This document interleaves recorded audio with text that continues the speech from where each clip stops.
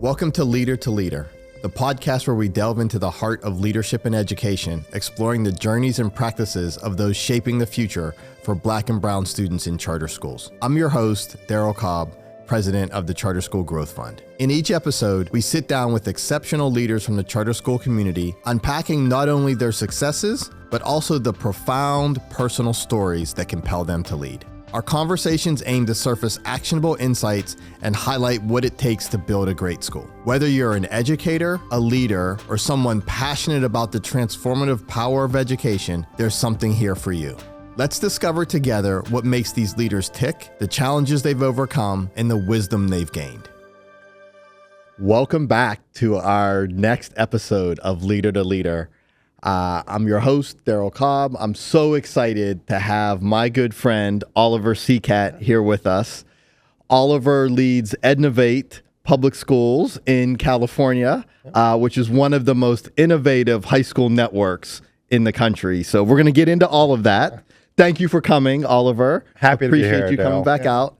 But before we get into Ednovate and all the exciting stuff you're doing there, I want to go back, all the way back, to little Oliver, and the dreams you had. I'm still little. The dreams you had as a child. You're not that little. Did you, as a child, did you dream of becoming a charter school CEO? Is that what you dressed up as for Halloween? Take me back. Tell me a little bit about your childhood. Oh man, as a little kid, I wanted to be a car designer. I could do nothing. All my spare time I was drawing cars and just really fascinated by them. Good. Yeah. What was the favorite? What was the favorite?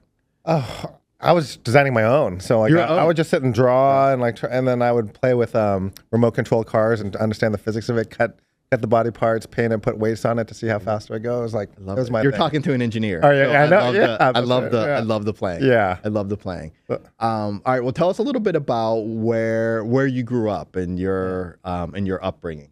Yeah. Well, one, thanks for having me, Darryl. Like we've known each other for a long time, and haven't had a chance to sit down and just talk with you for a long time. So I'm just looking forward to this. For me, it starts with my parents. My parents immigrated from the Philippines back in 1972 and 1973, when in the Philippines it was what they call the Marcos area, where there's economic instability and political instability.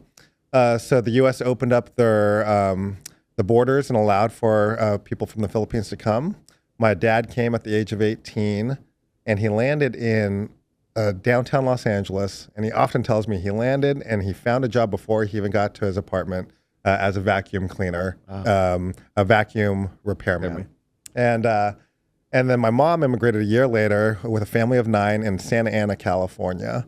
And they stayed in Santa Ana for 42 years. And so my story starts in Santa Ana, California, where my parents met. And so, as a kid, I was the first person in my family to go to an American education system. My parents didn't go to college at all. And what they told me was, you have to go to college, you have to get an American education, and you cannot have an accent. And, wow. And because they worked in jobs where my mom was, she was started as a dishwasher, and she became a senior chemist without ever having a college degree. But she told me all the time that she was passed over for promotion after promotion because she had an accent and people didn't understand what she was saying. And my dad would say the same thing. Wow. And so, we moved from one place to another to get me a great college prep education. Yeah.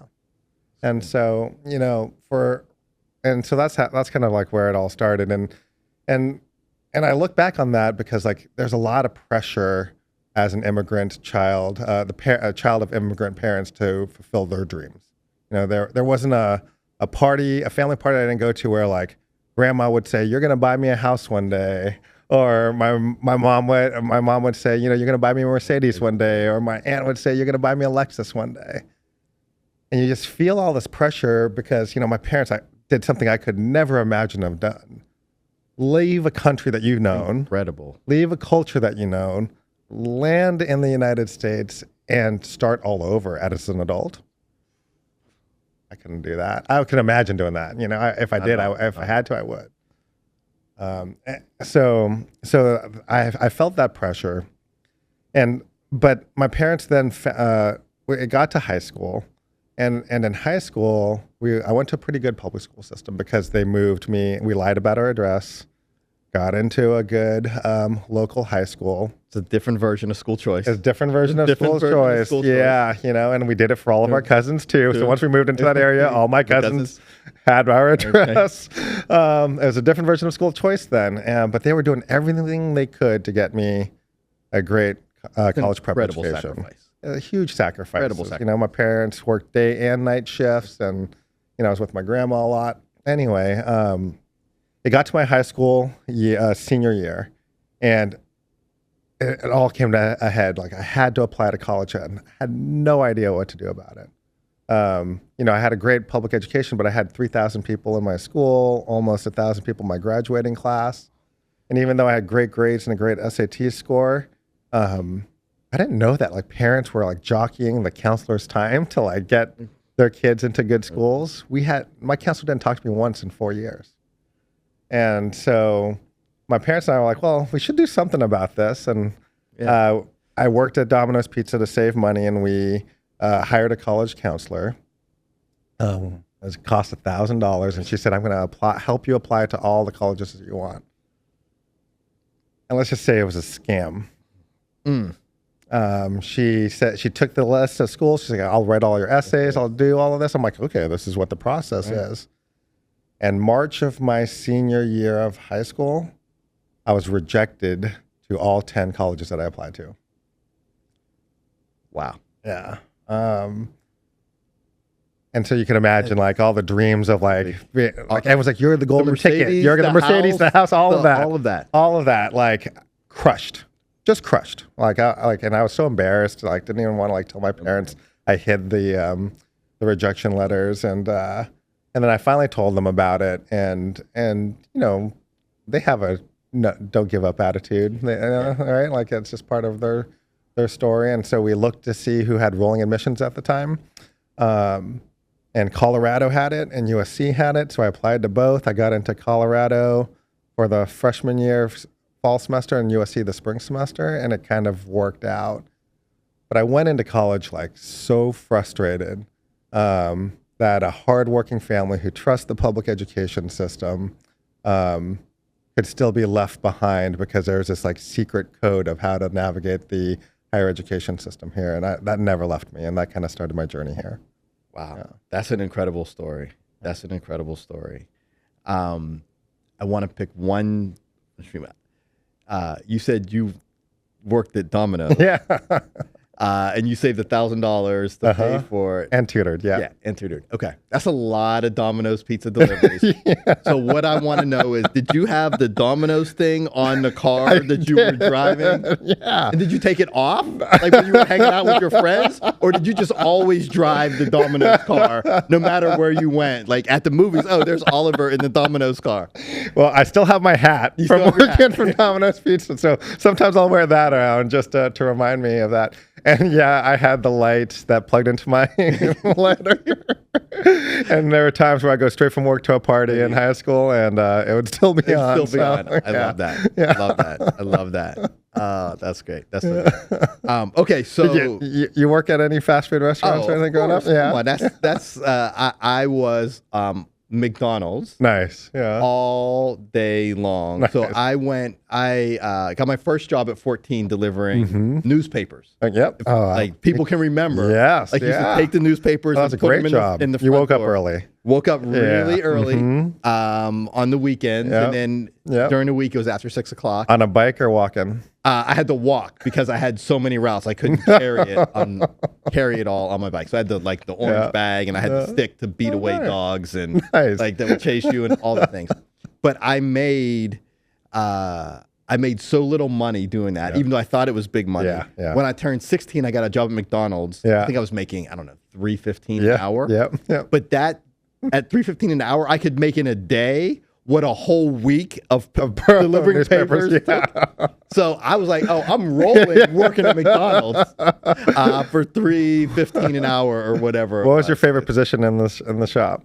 I was a fry guy. Were you a fry guy? I was a fry guy. I was a fry guy. Yeah. I was a delivery guy, but I would sneak back and make pizzas myself. Okay. Yeah. Okay. Love it. Yeah. That's cool. I didn't know that you worked at McDonald's. It was cool. Yeah. It was embarrassing at times. Yeah. You're standing like, oh, I would like to take your order. It's, somebody really cute on the other side. And you're like, it was not the way to try to like be cool. Yeah. Working at McDonald's at all. I can only imagine just trying. Yes. Yeah. Not even close. Not even close. Okay. So which college? So you got into USC. You got in Colorado. Which college did you pick? I transferred. So I went to to Colorado for one semester. Started out as a Buffalo. And went to their football games there and had a good enough time. But I was so ill prepared for the social challenges of college. Like academically, I think I was prepared, but the social challenges I was not. And so I was happy to come home and be closer to family at USC, and that was the best. Great. That was the best. And one thing led to another. But when it came time for me to choose a career, that idea of still that it was unfair that certain people can go into high school and not even understand the college application process, like still was inside of me. And so I researched, and Harvard had one of the only after-school program courses in the country at the time, under a guy named Gil Nome. And so I applied there, got in right after college, so moved to Boston, and wrote a proposal to him saying I want to start an after-school program for first-generation kids.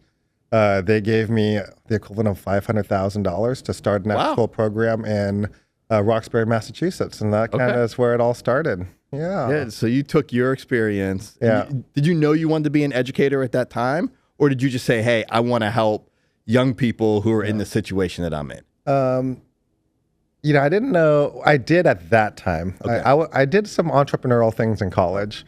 And then I realized, well, if I want to start something, I want to start something that's meaningful. And after a couple of businesses in college that I started, I turned it over to doing something I was more passionate about. So then I went into the after school program space first, and I launched it in a school called Madison Park Technical Vocational High School in the Boston Public Schools. And then to help recruit students after 1 year, I started teaching.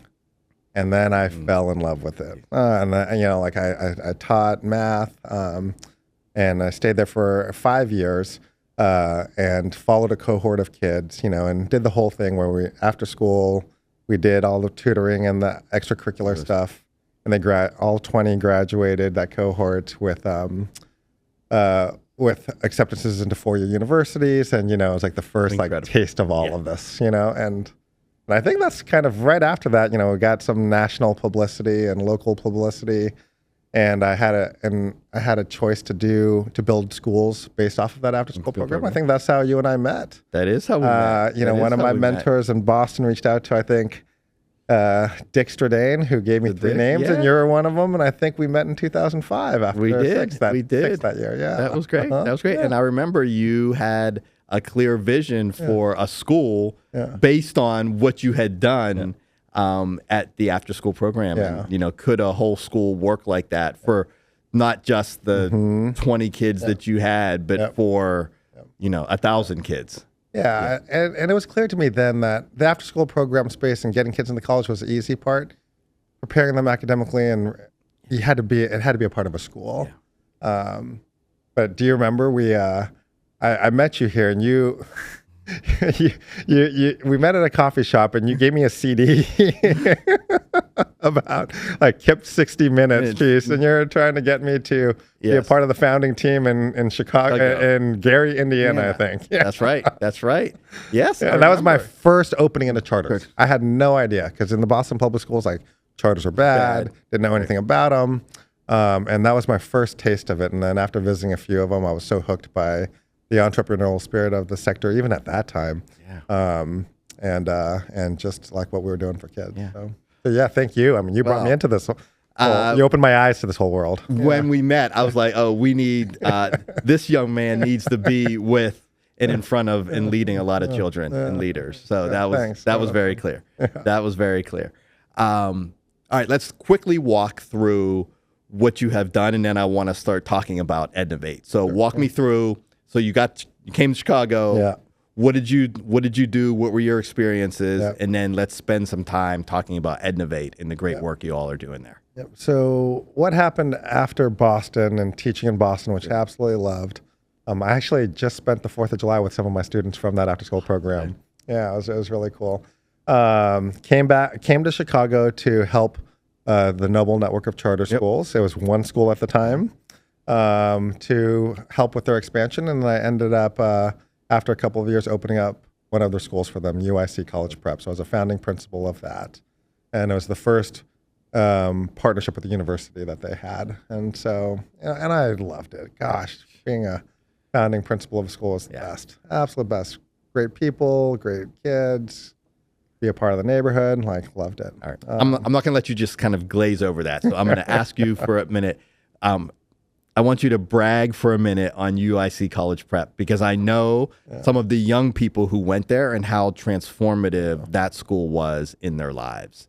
So for those who aren't familiar, do the 60-second commercial on the successes of UIC College Prep. I look back on it fondly.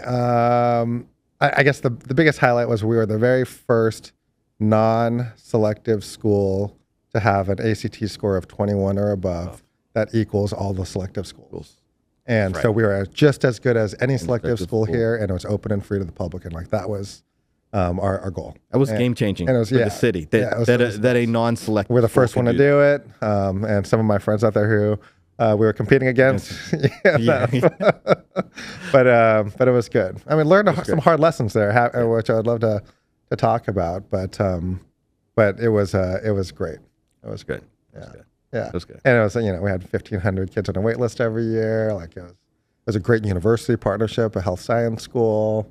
Kids got accepted into medical school as a high school student, and they got free scholarships all for 9 years. And so it was partnerships with the community, with the local university, and it worked out really well. That's great. Yeah, that's great. Yeah, so good, so good.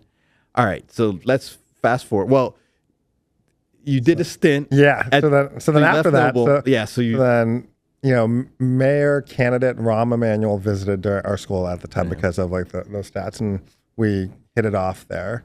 And then next thing you know, I'm on a transition team for the new superintendent, and then they asked me to be a part of the cabinet. And so I went from being a founding school principal to being on the executive cabinet of the Chicago Public Schools, which had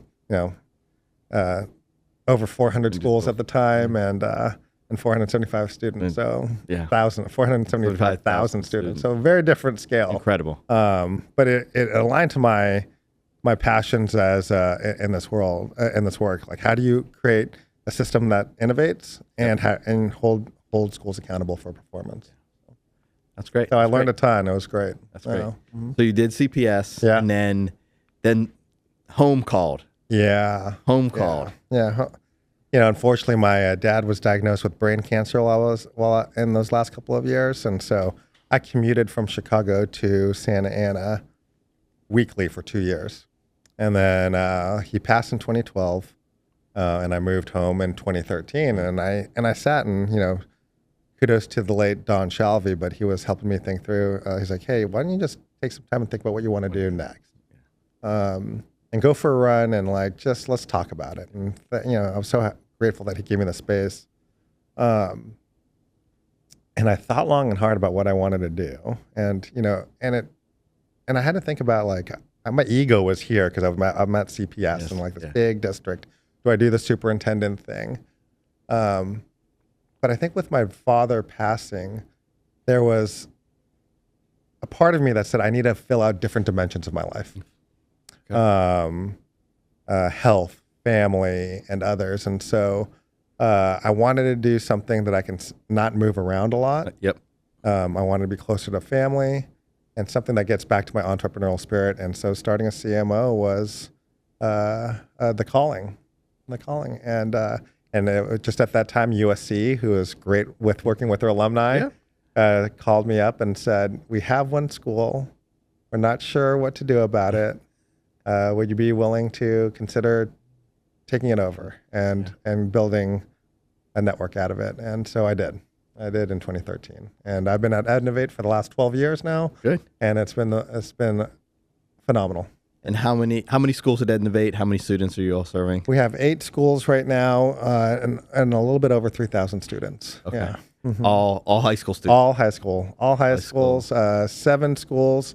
1 virtual program, and we just got authorized for 4 more schools in Orange County. Yeah. Congratulations. Yeah, thanks. One of those in Santa Ana? We have 1 school open in Santa Ana now. There you go. Like right back home where it all started. I have 1 school where my mom immigrated to, and we have 1 school where my dad in Pico Union, Los Angeles, immigrated to. Yeah. That's powerful. Yeah. It's a little different when you're doing it back at home. You know? That's powerful. Your friends and your family are holding you accountable just as much as your parents. That's great. Yeah. That's great. That's great. Yeah. All right. Well, tell me about the makeup of the students that you're serving at Ednovate and what it means to you as a person of color to lead a network that is full of students from a variety of backgrounds. Yeah.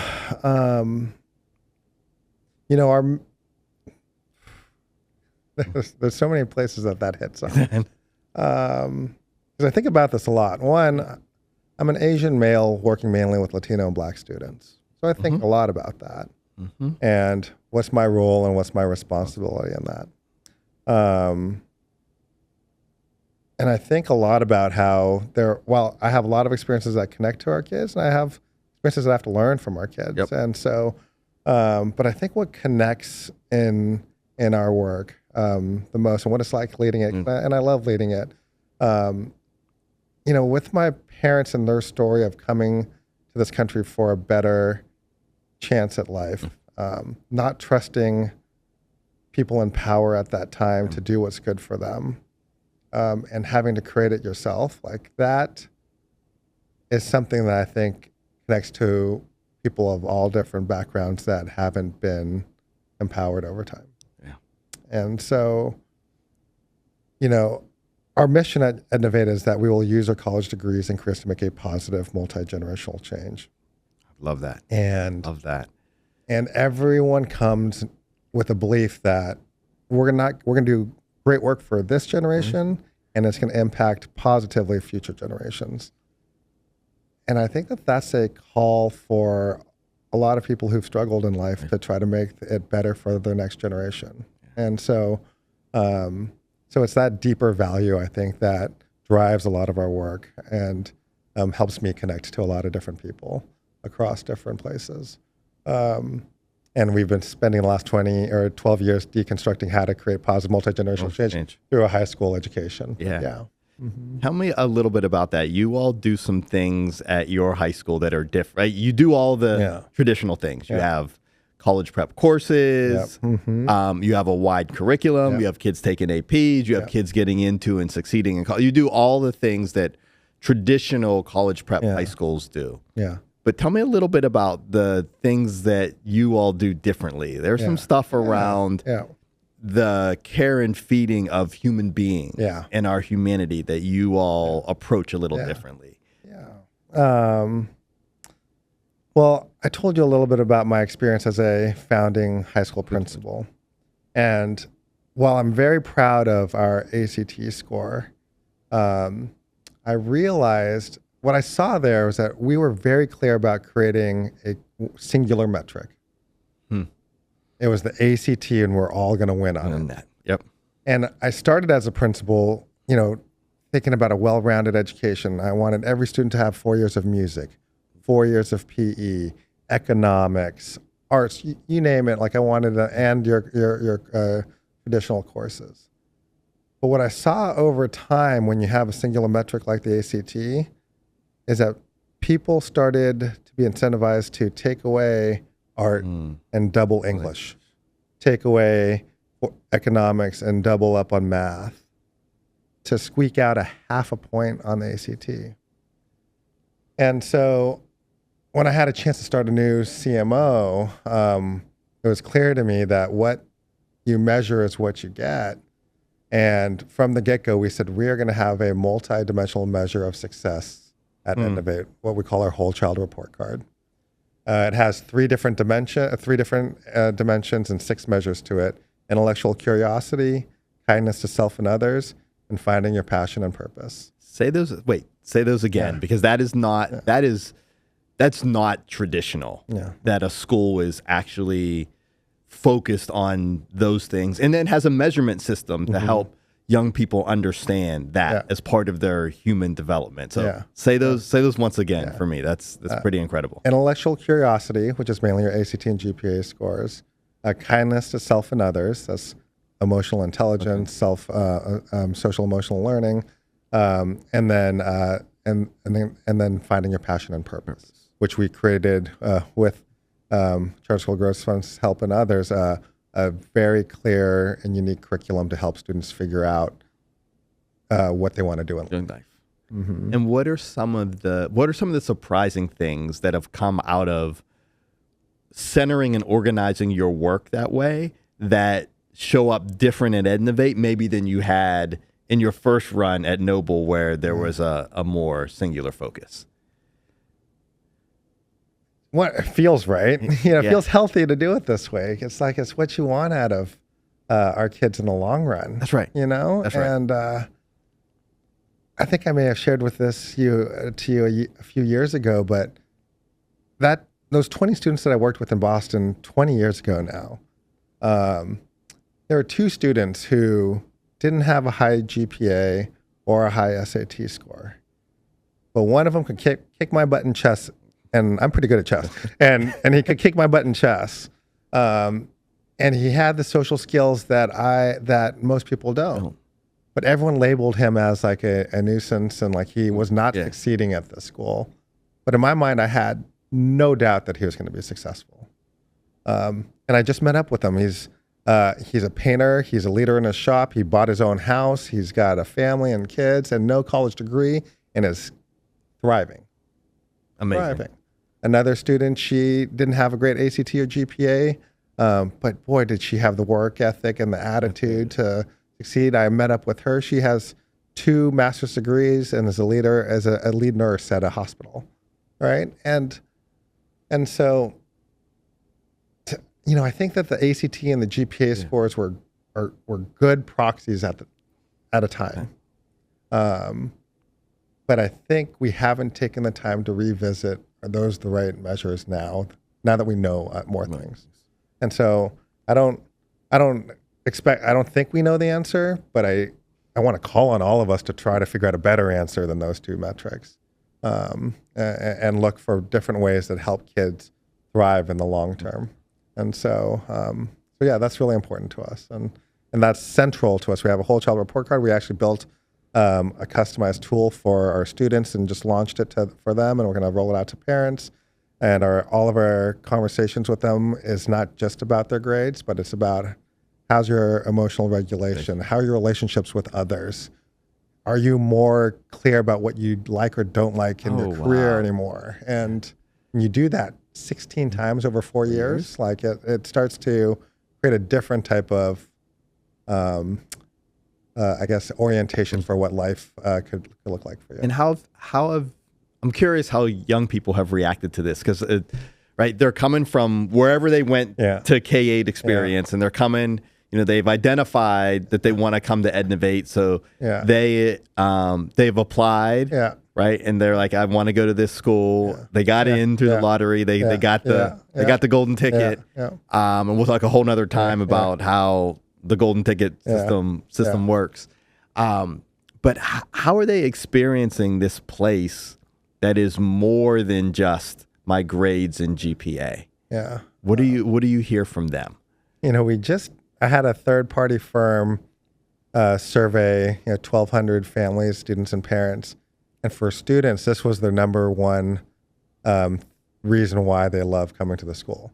is that they get to learn about themselves. And who doesn't want to learn about themselves, right? We all take self-assessments online, like strengths finders or like love languages. Like people want to learn about themselves. Yes. They want to learn about their true selves, like not just like my performance on a test.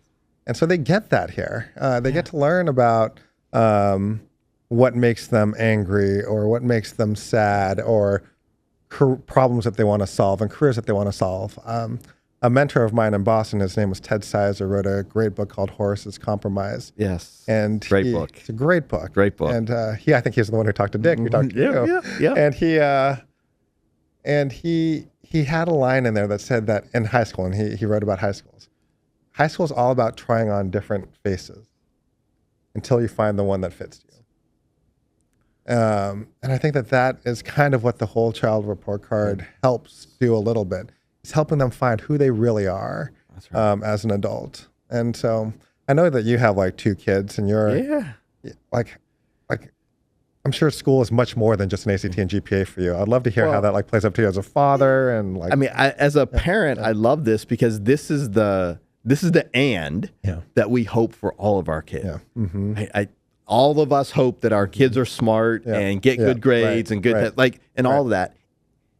And we hope that they are good whole people. Yeah. Mm-hmm. Who are going to make a positive impact on the world and others. Yep. Right. Yep. And that as a parent, I'll even sacrifice some of the GPA and ACT or SAT scores for a little more of the goodness. Me too. Of life. Me too.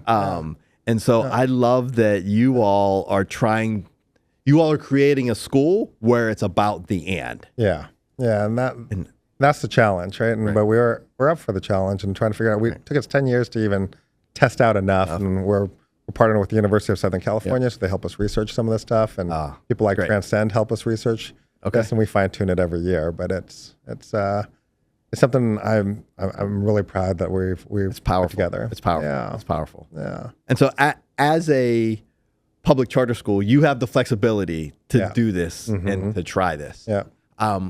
When you look out on the education landscape right now, what's got you most excited? Like, what's got you fired up? Yeah.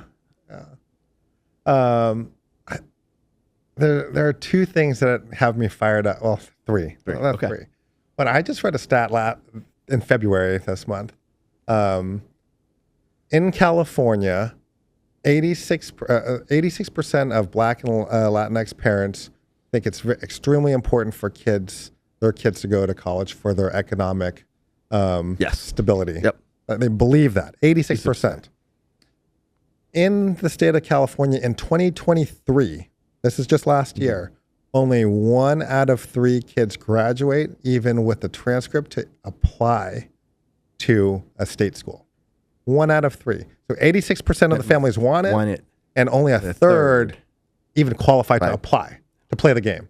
That's crazy. Like, that fires me up. Yeah. So let's just start there. Like that's still an injustice that I'm fired up to work on. At the same time, during COVID, they got rid of or colleges started not centralizing ACT or SAT scores. Yep. So that's kind of created a lot more space for creativity.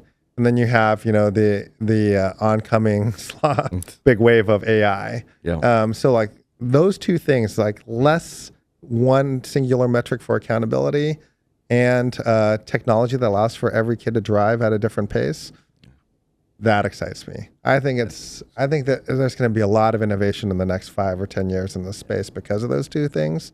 And we're trying to be in the right place at the right time for that. Well, that's amazing because there's a lot of educators who are, I'm going to use the word terrified. I don't know if that's the right word, but they're anti-AI. Yeah. But you are very pro for what you think it can do for our young people. Yeah. I mean, there's definitely pros and cons to any new technology to this, but it's amazing. It's absolutely amazing. It's incredible what it can help you with, right? And help you think. I mean, I probably ask it a question 20 times a day, and it's helping me think and learn. And so, that there's biases potentially in this stuff, or there's inaccuracies, but where is there not? Right. Right? Like it's, and I think about like, the student who can immediately translate things into a native language so they can understand it, or put it in terms where it's more relatable to them. Like for as long as I've been in education, everyone says it's about differentiation. It's about giving kids what they need. Like I can't imagine a better tool that does that than this right now. Yeah. And so if used wisely, I think it can have a tremendous impact on our kids and our profession. Yeah. Incredible. Where are you guys at on, or like, have you seen a lot of this, or? Yeah, we have kind of a group of schools of which, you all are one, who are working on experimenting with AI. And I think there are multiple levels. So there's all of the work in the classroom and with kids and what can it unlock for young people. Then there's the how can it be used to help teachers in their work, right? Kind of elevate some of their work and then kind of routinize some other things. And then there's a whole bunch of questions. How can it be used on some of the business functions that are required to run a network of schools? I think there's a lot more upside there, actually. In the near term. I think there are multiple levels where it is going to be where it can be successful. Well, I'm glad that you guys are helping us figure this all out in this space, because I think you guys have the right people on your team and on your board to help us understand how tech can continue to help. Yeah, we're excited about it. We're really excited about it. We're really excited about it. That actually reminded me of one more thing that I am fired up about, and you in a study helped me get fired up about this. And it was we for 20 years have thought that getting kids into college is the thing. Do that. The thing. Do that and you're golden. It was a proxy for like life outcomes and health and everything else. And I think that you guys had a study with like 328,000 alumni, I think. You surveyed a bunch. It wasn't quite that many. We surveyed. It felt like that maybe too. But a big survey that went out to that many, or to a lot of people. And about was that true? Did college equate to economic outcomes? And that was missing. Or like that there wasn't a clear correlation to that. That's right. And I'm fired up about that. I'm fired up about, and I do think that, with our whole child report card, that kids will have found careers that they're passionate about and good at, that will help them get solidly from a free and reduced lunch qualifying like my family were into the middle class, if not better. And so I'm fired up about creating an education system that equates to economic empowerment also. And so like, tell me more about, because I think you guys like launched that like a year ago, like anything's come of that? Or? It's so important. And we surveyed alums from across our networks. And what we found was the path of going to college, if you complete, is still one that is going to produce very strong economic outcomes. But there were a lot of young people who went and didn't finish. And that's one of the worst things I read that can happen. Rather than not going at all. All right. Right. I read. Two. I was fascinated, by the way. Two.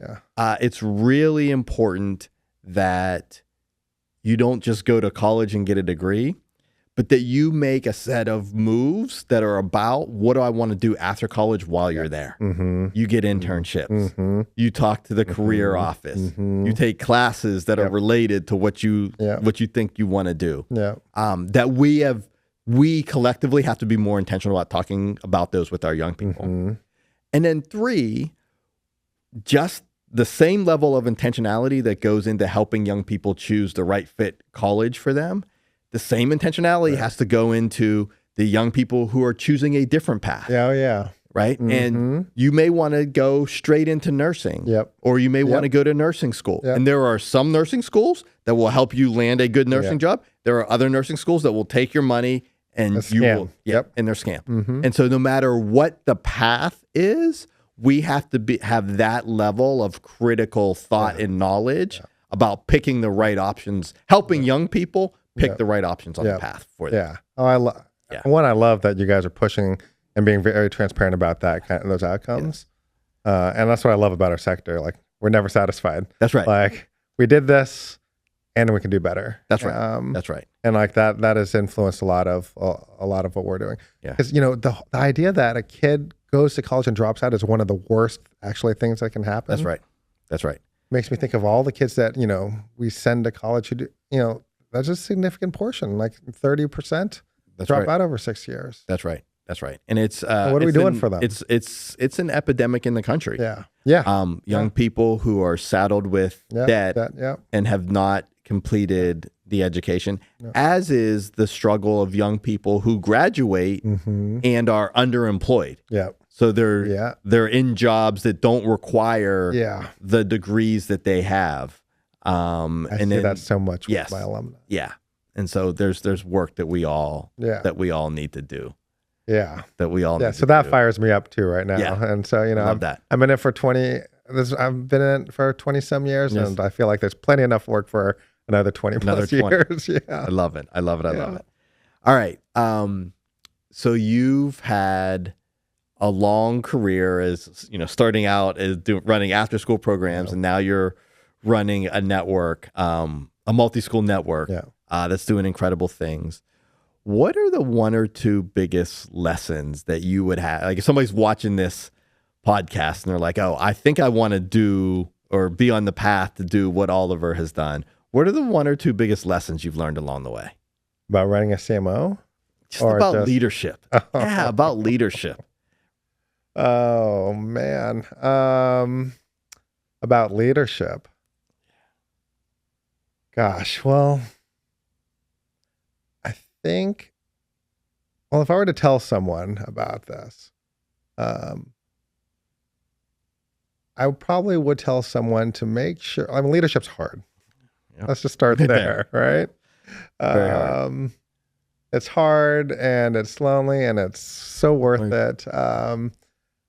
But I think I would have I would tell someone coming up that don't just be so career focused. Actually, you're a better leader if you balance yourself out in other dimensions. If you take care of your health, you take care, your family or friends, you have a community for yourself, whatever spiritual belief system that you have, like make sure that that's filled, take care of yourself, mentally, physically, financially, like having that well-rounded piece makes leadership to me a little bit easier. I think about the time 10, 15 years ago when I was in Chicago, where my school and my work was everything. And I didn't fill out those other dimensions of my life. That makes the high is really high, but also the critique's hard to take for me in some ways, right? And it wasn't until I, with the unfortunate death of my father, till kind of wake me up to say there's more to life than work. That I can come in more balanced. And I feel like I'm a way better leader with my staff because I have multiple dimensions of my life filled out at this point. So, if there's one thing I would pass along to someone like that might be it. Yeah. Love that. Love that. How do you take care of yourself as, you're leading a national organization, so.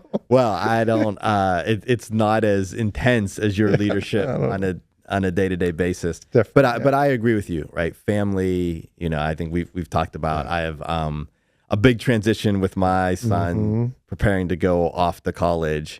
So a big transition coming, but leaning into family and into, for me, that spirituality side. And then physical, right? I was at my Orange Theory class this morning, getting my butt kicked. So I think that's important as well to take care of yourself and make sure that you're really well rounded. I'm going to take a run on Lake Michigan later today, but there you go. You have to, right? You got to do that. And I think I didn't value that.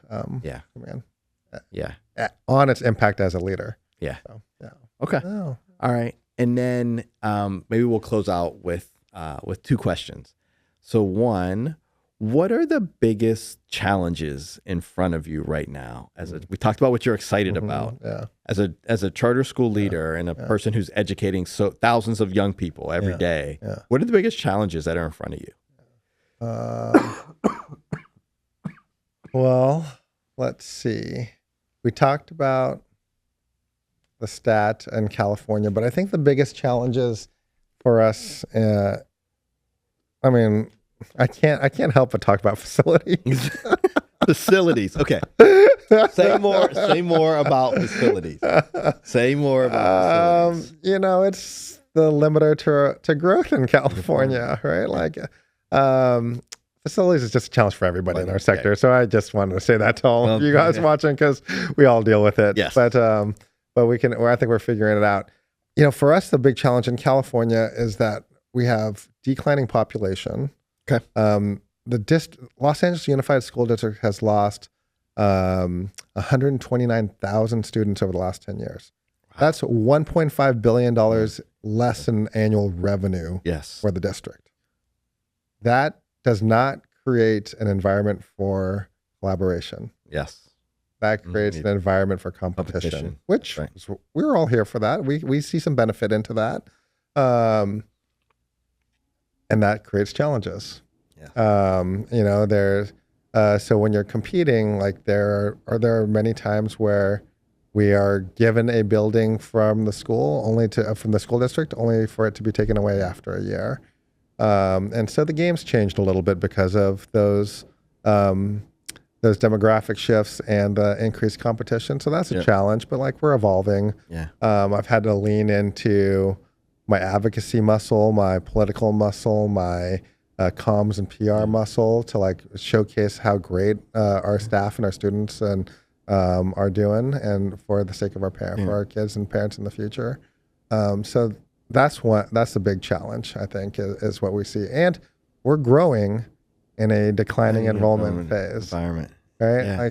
That's different than when we all started 15, 20 years ago. So if you're growing, tell me about why you're growing and what are you seeing on the demand side for an Ednovate education? Yeah. Well, last year we had the best enrollment trends ever. So I think people are continuing to choose us. We're growing because, one, we see parents want it, and two, because there are still areas and pockets in Los Angeles and Orange County where students don't have access to a high quality education, just generally. Yeah. So I have 3 kids myself, and even I live now in Orange County, and the high school that my son would go to, only 15% of the students graduate with a college prep transcript. 15%. Wow. 15%. And so, and parents don't know that. And so there's pockets of places where that's a wrong that I want to make right. Yeah. And so that's why we're growing. Okay. So Oliver, I know that Ednovate has been awarded a U.S. News and World Report's kind of top high schools for the work you all have done. So help me understand, what are some of the other acknowledgments that have been bestowed upon you all for the great work that you all have done as a network? Yeah. One, I shout out to the staff and our team. A lot of kudos. We've multiple schools have gotten U.S. News and Report rankings, and we're really proud of that. And we got multiple California distinguished awards that only go up to the top 5% of all schools in the state of California. And we won Charter Schools of the Year from the Charter School Association in the state of California, and a lot of other awards. And third-party accolades are nice sometimes when the work gets tough and someone else recognizes your work. We're really proud of all of those things. And we hang them proudly in our offices. Yeah. Good. I love that. You talked a little bit about, I think it was 86 or 87% of parents of kids of color in California want their young people to go to college, and only a third were graduating kind of eligible to go to state universities for college. Yeah. What is that percentage at Ednovate? 99% of our students over the last 12 years have been accepted into a 4-year university, and 100% of our students graduate eligible to apply to a state school. Oh, that's incredible. Yeah. That is really living into what you've said so many of the communities and parents and families are desiring. They want it. We want to give it to them. And it can be done. Like it can be done, and it should be done in more places. So let me ask you a blunt question. So Yeah, we're talking about what the parents and the communities want. You're an Asian guy who is going, a Filipino guy who is going into predominantly Latino and sometimes African-American communities and saying, I and our network are going to deliver a stronger education. Yeah. How do you do that? Yeah, in an authentic way. Yeah. And still valuing the assets that are in those communities, but also recognizing that you have to connect to people in those communities to get them to do what is the ultimate display of trust is, I'm going to send my young person to you every day. Yeah. When a parent sends a kid to us, we take it as that is the ultimate trust. We are handing our kid off to you to take the trip. So it's something I don't take lightly. That's for sure. I am an Asian leader in a predominantly Latinx and Black environment, and I have been for 24 years. This is a question I think a lot about, I reflect upon often, especially lately, right? Given our times, but I go back to my very first year in a classroom in Roxbury, Massachusetts, predominantly Black and Puerto Rican, and I remember thinking, okay, what am I doing here, right? But I think showing that I just cared about them was the easiest way to build trust. And I connected with our kids, and the kids, I mean, they're looking for someone who just cares about them and is real and is authentic with them. And I just felt like I was able to do that. And I didn't see it as a barrier as much as I saw it as us connecting in our humanity. So like that was an early lesson, and that there's actually a lot more common ground than not. Yes. And I took that with me, and I've taken that with me wherever I've gone. And so I moved to Chicago, and it's predominantly a Mexican immigrant first generation culture, 60%, 40% Black in my school that I started. I kind of felt the same thing. Like, I think, there are barriers. Like people are like, can we trust this guy? Yeah, absolutely. Like, what's he? And I came in a suit at the time, and like that didn't help, but I thought that's what you do at late 20s, early 30s as a leader. But I think just over time, like I cared about their kids' education. I cared about creating a great school for them. And like that over time just builds trust. Yeah. And I do have to learn about the differences of an Asian American immigrant with a Mexican American immigrant population, or a Black families. Like there are differences that I over years had to like understand better. Yeah. And that helps me connect in different ways. And at the same time, I think that parents want educators that care for their kids. That's right. And I think that ultimately, that's what I bring every day. And I think that I've been able to earn a lot of trust because of that, from my staff, who is predominantly Latinx and Black too. Yeah. And I never take it for granted, that trust. And I feel like I have to earn it every single day. But I think a lot about it. Yeah. Well, at 100% of the young people graduating, prepared and ready to go, that goes a long way to building trust with the community. Goes a long way. Thanks. Final question. Yeah. Can you close for me with a story of a student or a teacher or an experience at Ednovate that just makes you most proud? Like beaming when you think about this story and what your network of schools has created for someone or done for someone. Yeah. I got one that comes to mind. We have tremendous staff and my team and everyone at Ednovate. So there's so many stories I could tell.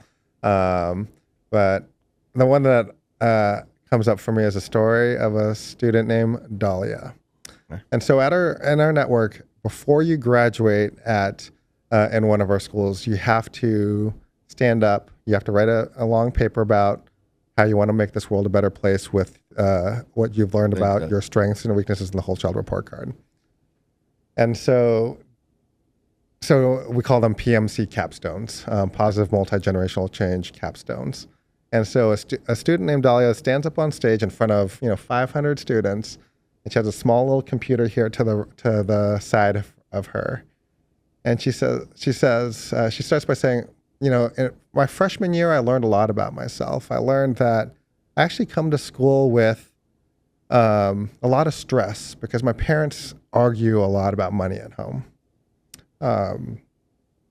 And I realized that I don't know what I can do with that stress coming into school. And then I learned, in my sophomore year about my Latinx heritage and community and its lack of respect of mental health care. That it's maybe not a lack of respect, but it's just not welcomed. And so she couldn't talk to her parents about seeing someone to talk about the stress that she brought into school. And then she said, my junior year, I learned a lot about the inequities in gender in students or in females in the STEM fields, coding, engineering, you name it. And I also learned that I'm really good at drawing. So I decided to think about all of those things, and then a friend opens up a laptop, and on the screen is this video game. And she said, for my capstone, I am creating a video game. And this is a role-playing video game where I use my art talent to create this character. And she can talk to people about her problems. And so then she takes off all the art, she shows all the code, and created a solution for something that she was challenged with. Her parents wouldn't let her see someone to talk to, so she created this whole game for other people who might be in her same situation. And she said, I just want to let you know, I am going to the University of Southern California, or the University of California, Santa Barbara, in the video gaming department. And I'm realizing that I can create games that either can addict kids, or I can create games that can heal kids. And I want to make sure I create games that heal kids. Wow. And when I think about that and the idea of positive multi-generational change, that she now has a passion for her career, she knows her strengths, whether it works out for her or not, she has such moral clarity and an idea of who she could be in this world. Like, that to me makes me feel really good. That's amazing. That's an amazing encapsulation of what a great education you all are providing at Ednovate. Well, thanks with your support. Yeah. All right. Well, thank you, Oliver, for coming out. It was a pleasure. So Darryl. Appreciate you making the trek out for this. Happy to be back. Yeah. Good to see you. Always great to see you, Darryl. Thank you.